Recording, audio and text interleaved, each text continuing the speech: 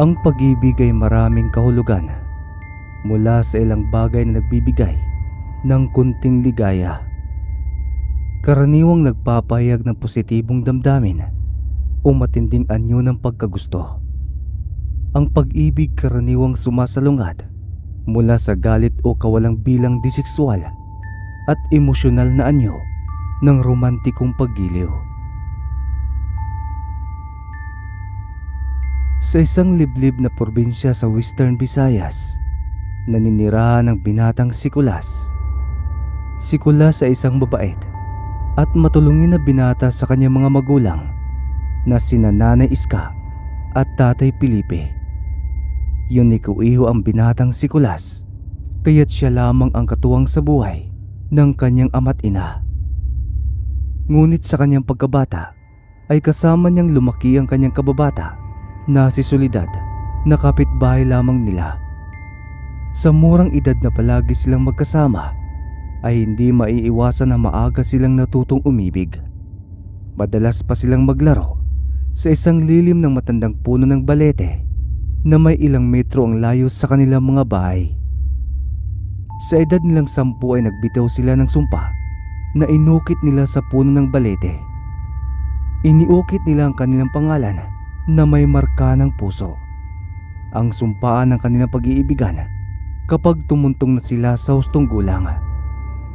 Subalit ang pangakong kanilang sinumpaan ay biglang naglaho noong tumungo ang pamilya ni Soledad sa Kalakang, Maynila para doon manirahan. Labis na nalungkot si Kulas sa paglisan ng kanyang kababata. Tila ba naglaho bigla ang kanilang isinumpang pag-iibigan sa lilim ng matandang puno. Ilang taon siyang naghihintay sa muling pagbabalik ng dalaga at umaasa siya na muli silang pagtatagpuin ng tadhana. Ngunit lumipas pa ang ilang taon kung saan ganap na siyang binata ay walang Soledad na dumating. Animoy parang kinalimutan na siya nito. Sa likod ng kanyang mga ngiti, palagi niyang inaasam na balang araw makapunta siya sa Maynila para makita ang babaeng matagal na niyang sinisinta. Palagi rin niyang pinapangarap na makaawa ng kanilang pamilya sa kahirapan. Mga pangarap na balang araw, magising na lamang siya ng punong-puno ng karangyaan ang kanilang pamumuhay at makatagpo ng babaeng magpapahilam ng sugat sa kanyang puso na dulot ng pagkawala ni Soledad, ang babaeng una niyang minahal. Sa mga lumipas na taon ay nananatili pa rin silang naninirahan sa isang maliit na kubo sa lambak malapit sa sapa. Walang pinagbago ang kanilang pamumuhay kahit kayod kalabaw na ang kanilang ginagawa. Walang kuryente, walang sariling tubig, at kailangan pang mag-igib ng inuming tubig sa bukal na may ilang metro pa ang layo sa kanilang bahay. Sa buong maghapon na pagtatrabaho sa bukid ay umuwi siyang pagod at nakakumbabang balikat. At makakapunta lamang siya sa bayan sa tuwing araw ng anihan.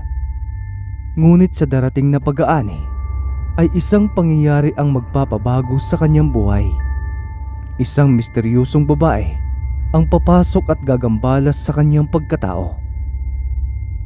At nang sumapit nga ang araw ng pag-aani sa munti nilang sakahan, ay mag-isang tumungo si Kulas sa bayan para ibenta ang mga naaning gulay. Kakaunti lamang ang kanilang naani, kung kaya't hindi na nagawang sumama pa ng kanyang ama. Matapos niyang maibenta ang mga gulay sa isang suki nila sa pamilyang bayan, ay kaagad siyang bumili ng mga pangunahing pangangailangan sa bahay na ipinabili ng kanyang nanay. At habang naglalakad siya sa daan na kung saan nasa kalagitnaan na siya ng kalsada patungo sa kanilang baryo, ay isang pribadong jeep ang matuli na tumatakbo. At dahil malalim ang kanyang iniisip habang naglalakad, ay hindi niya napansin ang rumaragas ang sasakyan sa abalang kalsada. Hindi rin siya napansin ng driver dahil kinakausap ito ng kanyang katabing asawa. Kargado rin ang jeep ng kagamitan sa bahay at ilang malalaking bagay. Akmang papalapit na sa kanya ang jeep na maaari siyang mahagip na mauwi sa pagkasawi, ay isang malambot ngunit matibay na kamay ang humilas sa kanya palayo mula sa kapahamakan. Pareho silang nadapa sa gilid ng madamong kalsada at pumaibabaw siya sa manipis at balingkinitang katawan. Pagkatingin niya sa mukha ay isang dalagang hindi niya kakilala ang gumuhit sa kanyang mga mata. Napakaganda nito at tila parang anghel sa kanyang paningin. Magpapakamatay ka ba? Alam mo may paparating na sasakyan pero hindi ka pa tumatabi sa daan. Inis na wika ng babae sa kanya at itinulak siya nito ng patagilid sa pagkakaubabaw niya rito. Pasensya na miss, masyadong malalim ang iniisip ko habang naglalakad. Salamat pala dahil iniligtas mo ang buhay ko. Ani pasasalamat niya sa dalaga. Pinulot niya ang mga kumalat na supot na naglalaman ng kanyang pinamili sa palengke. Nagpakilala sila sa isa't isa ng mga sandaling iyon. Pareho silang nakatayo sa gilid ng kalsada.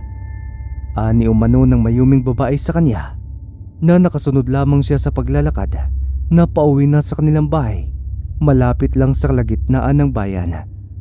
Ani pa nito, galing ito sa pamamasyal at may malawak na taniman ng palay ang kanyang mga magulang malapit lamang sa kinatatayuan nila. Hindi maiwasang mabigani ni Nicolas sa kakaibang presensya at karisma ni Camela. Akala niya nananaginip lamang siya ng mga oras na yon. Dahil minsan niyang nahagip sa panaginip ang mukha ng dalaga na parang bahagi ng kanyang pantasya. Sa unang pagkakataon na sila nagkakakilala ay nahulog ang loob niya sa dalaga. Hinangad na mas makilala pa ito ng lubusan. At dahil isang direksyon lamang ang kanilang paroroonan, ay magkasama silang naglalakad sa tabi ng kalsada. At ilang sandali ang lumipas, ay nagpaalam na si Camila na liliko na sa kabilang daan. Dahil sa kaliwang bahagi ay nandoon na ang kanilang malaking bahay na tanaw lamang sa tabi ng kalsada. Subalit wala itong mga katabing bahay. Nahalatang pribado itong lugar na pagmamay-ari ng mga magulang ng dalaga. At bago tuluyang magiwalay ang kanilang landas, ay nakiusap ang binata sa dalaga na kung maaari muli silang magkita sa labas ng baluarte ng kanilang bahay. Bibisitahin niya umano ito kapag tapos na siya sa mga gawain sa maliit nilang taniman. Nabanggit ni Nicolas na sa unang baryo sila naninirahan, malapit sa lambak sa paanan ng dulo ng sapa. Pumayag naman ang dalaga sa hiling ng binata. Ngunit hindi sila maaaring magkita mismo malapit sa kanilang bahay dahil magagalit ang kanyang mga magulang.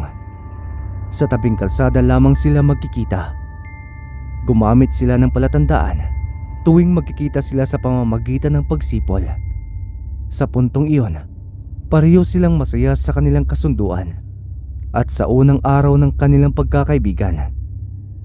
Nang makauwi si Nicolas sa kanilang baryo, sa tarangkahan pa lamang ay napansin na niya ang nakaparadang jeep. Ang mismong jeep na muntika na siyang masagasaan.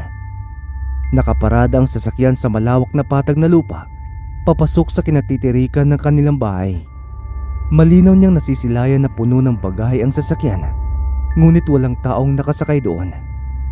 Napapailing pa siya sa jeep habang papalapit na siya sa bakuran ng kanilang munting bahay.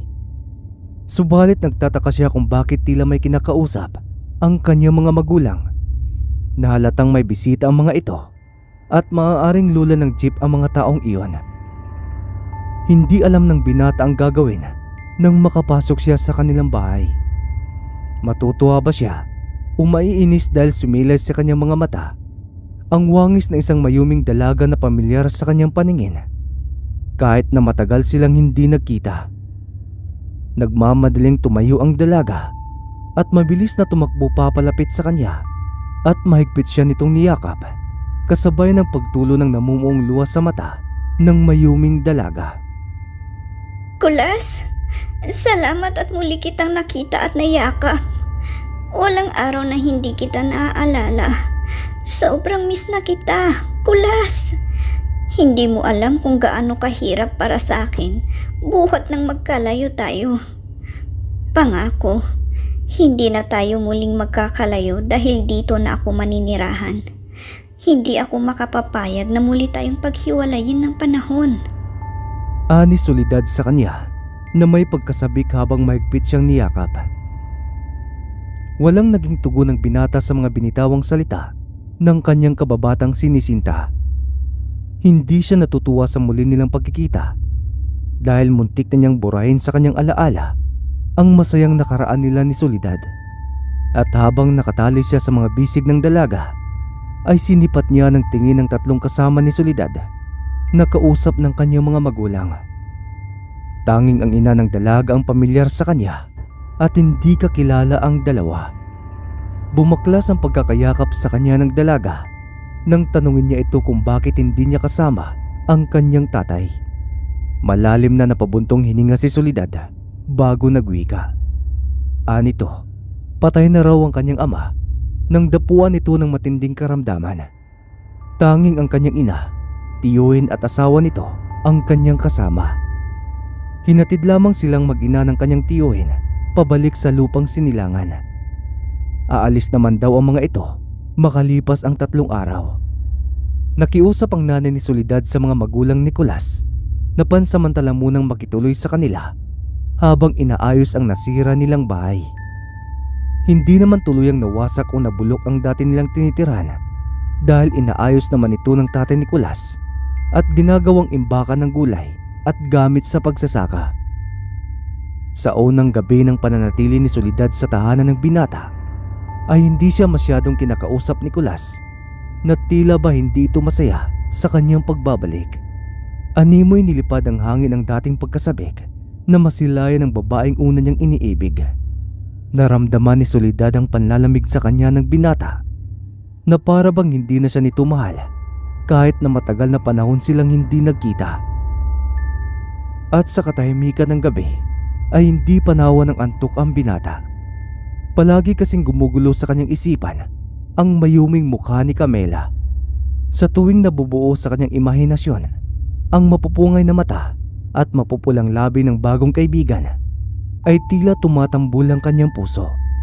Kaya saglit siyang tumambay sa labas ng kubo para lumanghap ng sariwang hangin.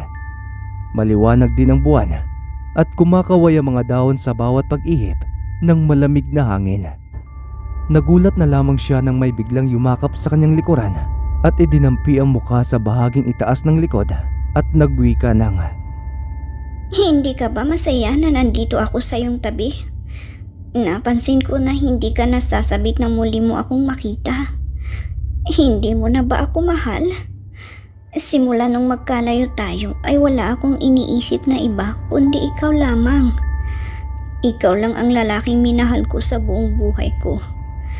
Nagsumpaan tayo sa lilim ng matandang puno at iniukit natin doon ang ating pagmamahalan.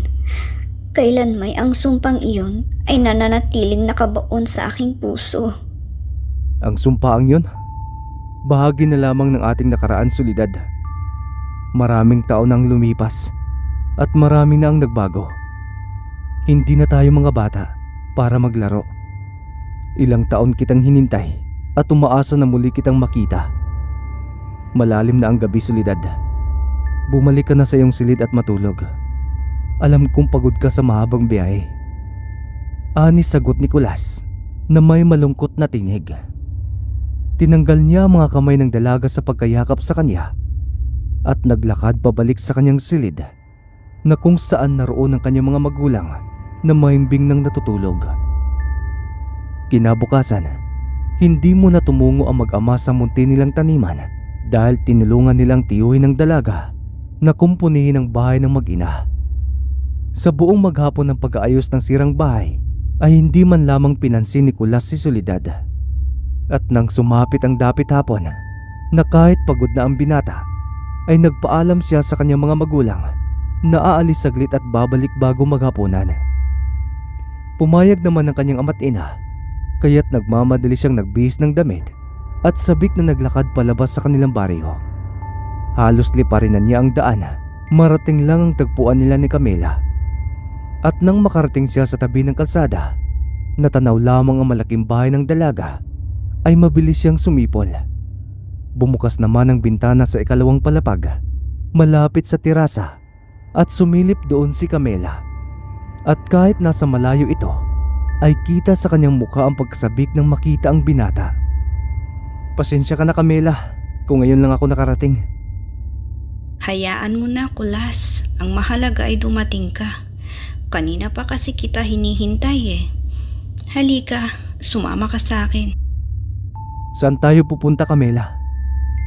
Basta, sumama ka na lang. Hindi tayo pwedeng manatili dito at baka makita tayo ng mga magulang ko. Hinawakan ng dalaga ang kamay ni Kulas at walang pakundangan na hinila. Tinahak nilang malagong halamanan at talahiban na patungong kakahuyan.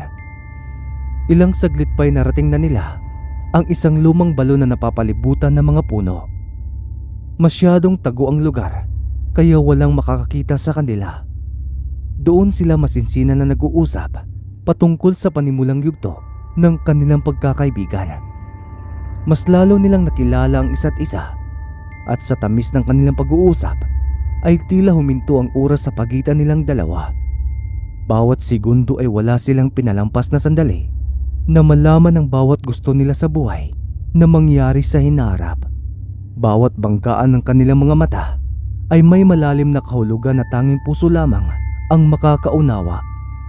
Sa pangalawa nilang pagkikita ay nabuksan ang unang pahina ng panibago nilang landas. Hindi na namalayan ni Kulas na madilim na ang paligid dahil nakatuon lamang ang kanyang atensyon sa mayuming dalaga. Napatigil ang kanilang masayang kwentuhan nang sumulpot ang isang babaeng nakasuot ng itim na mahabang bestida. Nay? Camila, sino ang lalaking yan? Nobyo mo ba ang lalaking to? Magandang gabi po. Hindi po ako nobyo ni Camela. Magkaibigan lang po kami. Tumahimik ka, binata. Hindi ikaw ang kinakausap ko. Wala ka sa lugar para magsalita. Nay, huwag naman po kayong ganyan kay Kulas. Kaibigan ko po ang lalaking to at mabait siyang tao. Sinusunod ko naman ang lahat ng gusto niyo ni tatay ah.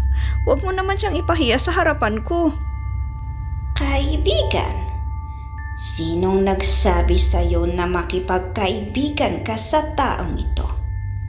Camila, pinapayagan ka namin ng tatay mo na mamasyal sa labas. Pero hindi namin sinabi na makipagmabutihan ka sa kung sino-sinong lalaki. At ikaw naman, binata, habang maaga pa, lubayan mo na ang anak ko kung nais mo pang mabuhay ng matagal. Wala naman po akong ginagawang masama sa anak ninyo. Malinis po ang hangarin ko sa kanya. Diba, ang sabi ko tumahimik ka? Wala kang karapatan na pagsalitaan ako. Umalis ka na habang nagtitimpi pa ako. Hindi mo pa lubos nakakilala ang aking anak. Mukhang maling babae ang kinakaibigan mo. Camila, halika na. Umuwi na tayo. Kapag nalaman to ng tatay mo, paniguradong may kalalagyan ang lalaking yan. Subukan nyo lang galawin si Kulas. Hindi ako magdadalawang isip na layasan kayo. Sawang-sawa na ako sa buhay kong ito. Palagi na lang akong nakabilanggo sa bahay at bihira lang lumabas. May karapatan din naman akong lumigaya sa taong nais kong makasama. At kailan ka pa natutong sumagot sa akin? Ha, Camila? Hindi nagawang makapagsalita ng dalaga sa kanyang nanay dahil isang malakas na sampal ang dumapos sa kanyang muka.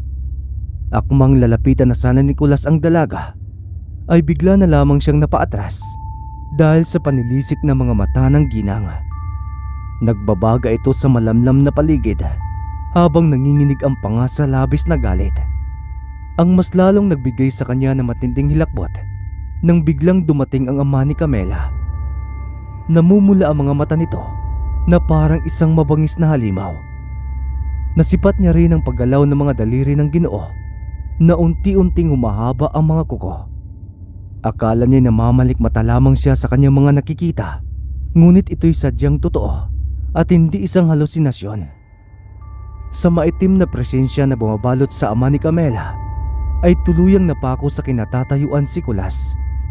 Akmang papalapit na sana Sa binata ang Ginoong nagsisimula ng maging mabalasik ang muka, ay biglang pinigilan ng dalaga ang kanyang ama sa balak gawin sa binata. Sinabihan niya si Kulas na umalis na at tumakbo palabas sa kakahuyan. Sa puntong iyon ay walang nagawa ang binata kundi sundin ang sinabi ni Camela. Walang haba siyang tumakbo at patuloy lamang siya sa pagtakbo at hindi na nagawa pang lumingon sa bahaging likuran. Pakiwari niya hindi pangkaraniwang tao ang pamilya ni Camela. Habol hininga nang makarating siya sa kanilang bahay na halos basa na ng pawis ang kanyang damit. Namumutla ang kanyang muka na halatang nilamon siya ng matinding hilakbot sa mga magulang ng dalaga. Ngunit gayon pa man, hindi nagbago ang kanyang pagtingin kay Camela. Tinanong siya ng kanyang mga magulang kung bakit ginabi na siya ng uwi at kung bakit namumutla siya na parang nakakita ng multo. Sinabi na lang nito sa kanyang ama't ina na hinahabol siya ng malaking aso para hindi na mag-alala ang mga ito. At nang mga sandaling iyon ay tapos nang kumain ng lahat at hindi na siya nagawang hintayin. Wala rin ang mga oras na iyon si Soledad. Tinanong niya ang nanay ng kanyang kababata kung nasaan ang anak nito. Sinabi naman ng ginang na naroon si Soledad sa kinukumpuni nilang bahay. Nais daw nitong mapag-isa. Matapos niyang kumain ay kaagad niyang pinuntahan si Soledad. Ngunit hindi niya ito nadatnan sa inaayos nilang bahay. Iginayak niya ang kanyang paningin sa paligid, subalit hindi niya nakita ang dalaga. Bigla na lamang niyang naisip ang puno ng baliti na dati nilang tambayan noong mga bata pa sila, na kung saan doon nabuo ang sumpaan nilang pagmamahalan. Tamang ang kanyang kutob na naroon nga si Soledad. Nakaupo ito sa isang malaking sanga habang umiiyak. Tila ginugunitan nito ang mga masasayang alaala nila ni Kulas. Soledad, bakit ka umiiyak? May mga bagay ba na bumabagabag sa iyong isipan? Sabihin mo sa akin at makikinig ako. Wala naman akong problema. May malalim na dahilan kung bakit ako umiiyak ngayon. Siguro, ang sarap bumalik sa nakaraan nung masaya pa tayong dalawa na magkasama. Tuwing bumabalik tanaw sa akin ang mga ginawa natin noon, yung masaya tayong naglalaro, naghahabulan, at nagtatampisaw sa malakas na pagbuhos ng ulan. Lahat ng bagay na ito sa nakaraan ay bahagi sa masayang alaala na kailanmay hindi na mabubura sa aking isipan. Tinupad ko ang sumpaan nating dalawa na ikaw lang ang mamahalin ko habang buhay. Ngunit tila sarado na ang puso mo para sa akin. Malumbay at puno ng paghihinagpis na wika ni Soledad sa binatang sinisinta. Umagulgol ito habang nakatingin sa inukit nilang pangalan sa puno ng balete. Naawa naman ang binata dito, kaya't dinamayan niya ito at mahigpit na niyakap. Nagkatitigan silang dalawa at hindi nila napigilan ang paglapat ng kanilang mga labi. Sumiklab ang naudlot nilang nakaraang pag-ibig at naging mapusok ang bawat palitan nila ng halik. Samantala, habang dinadama nila ang mainit na palitan ng maiinit na halik, ay dalawang pares ng mga mata ang palihim na nakamasid sa kanila. Bakas sa mga titig na iyon, ang pagkamuhi at galit na tila hindi niya nagugustuhan ng kanyang nasasaksihan. Animoy may halong inggit at selos ang mga matang nakamasid sa kanila sa madilim na paligid. Isang malaking itim na aso ang bigla na lamang sumulpot sa kanilang harapan habang nilalasap nila ang tamis ng kanilang mga basang labi. Nagliliyab sa galit ang mga mata ng dabuhalang aso habang umaangin na nakakakilabot. Naghahalo sa paningin ng nilalang ang puot at lumbay na agad namang napansin ni Kulas. Nagulantang na lamang ang binata nang sunggaban ng itim na aso si Soledad. Sinakmal ang dalaga sa hita na nagdulot ng matinding pinsala. Pumilandit ang sariwang dugo habang nag-umikilkil ang malakas na sigaw ng dalaga. Tila naging personal ang masidhing galit ng dambuhalang aso kay Soledad dahil hindi man lamang nito magawang sunggaban ng binata. Dumating pa sa punto na muling sinakmal sa binti ang dugo ang dalaga at kinaladkad patungo sa malagong talahiban. Isang malaking tipak ng bato ang nasipat ni Kulas at dagling kinuha ito at buong tapang na hinarap ang nilalang na patuloy na hinihila sa madilim na talahiban ang kaawa-awang dalaga. At nang tuluyan siyang makalapit sa mabagsik na nilalang na patuloy na nakabaon ng matatalas ng ngipin sa binti ni Soledad, ay ubod lakas niyang itinaas ang dalawang kamay habang mahigpit na hawak ang kalakihang bato. Balak niyang ihampas ang tipak na bato sa ulo ng itim na aso. Ngunit parang may kung anong bagay na pumipigil sa kanya na huwag ituloy ang kanyang gagawin. Nagtataka siya kung bakit hindi siya ginagalaw ng halimaw. Hanggang sa naisip na lamang niya si Camela. Ang mga mata ng itim na aso ay kahalintulad sa mga mapupulang mata ng mga magulang nito. Camela, ikaw ba yan? Parang awa mo na. Huwag mong papatayin ang babaeng minamahal ko. Pakiusap, itigil mo ng ginagawa mo. Hindi ko kayang mabuhay kapag nawala ang babaeng nais mong patayin. Pagmamakaawa ni Kulas sa itim na aso. Malakas ang kutob niya na si Camila ang halimaw na iyon. Binitiwan niyang hawak niyang bato at lumuhod sa harapan ng itim na aso at nagsusumamo na itigil na ang ginagawa nito kay Soledad. Tila tamang ang kanyang hinala na ang aswang na nag-anyong itim na aso at si Camila ay iisa. Sa pagmamakaawa ni Kulas sa halimaw ay tinigil nito ang pagsakmal sa binti ni Soledad. Lumapit ang itim na aso sa kanya at idinampi ang ulo sa kanyang mukha na tila ba namamaalam ito para sa huli nilang pagkikita. Napansin ng binata ang pagtulo ng mga luha sa mga mapupulang mata ng itim na aso. Imbis na matakot siya, ay nagawa niyang hawakan ng pisngi ng nilalang at humingi ng patawad at pasasalamat.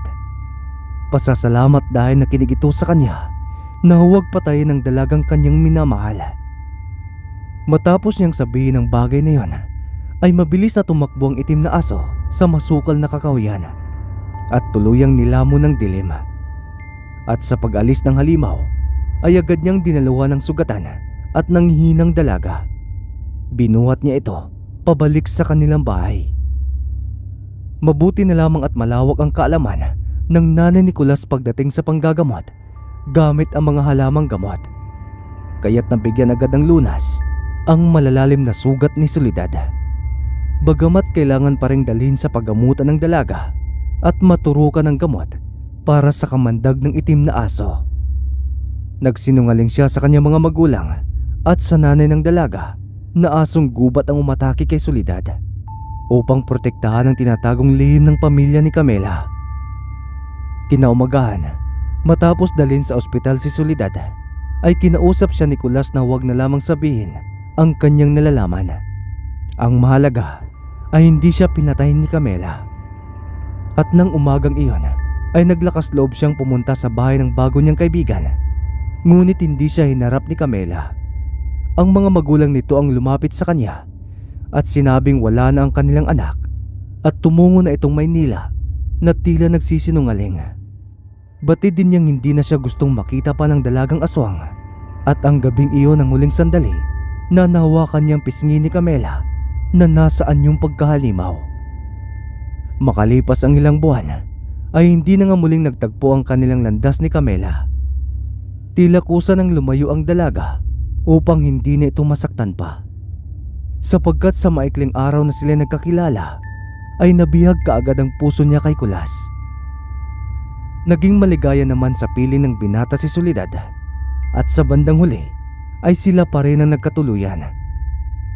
Ang sinumpaan nilang pagmamahalan sa lilim ng matandang puno ay mananatiling buhay habang sila'y nabubuhay. At tanging kamatayan lamang ang maaaring bumura ng sumpa.